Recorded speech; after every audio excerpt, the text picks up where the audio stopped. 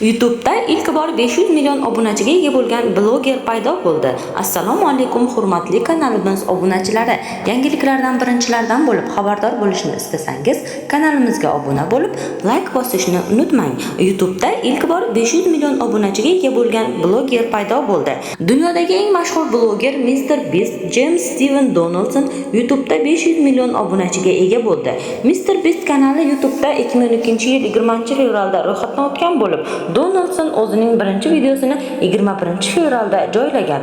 U kanaliga dastlab turli video o'yinlarini o'ynash jarayonlari tasvirlangan videolarni joylashtirgan. Keyinchalik bloger turli challengelar va sovg'ali tanlovlar bilan bog'liq roliklari bilan tanildi. Uning eng mashhur videosi real hayotdagi kalmar o'yini $456 ming uchun bo'lib, u qariyb 1 milliard marta tomosha qilingan.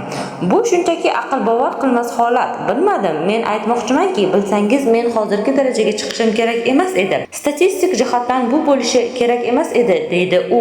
Shuningdek, Donaldson kam ta'minlangan oilada katta bo'lgani, ota-onasi harbiy bo'lganini va ular 2008-yildagi moliyaviy inqiroz davrida bankrotlikni boshdan kechirganini eslab o'tdi.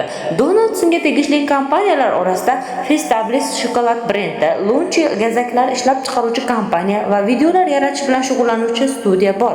Bloger biznesdan xabardor manbalarning aytishicha, 2024-yilda uning loyihalari jami $400 million dan ortiq daromad keltirgan, deyiladi manba xabarlarida. Ushbu xabarni yaqinlaringizga yuboring hamda kanalimizga obuna bo'lishni unutmang.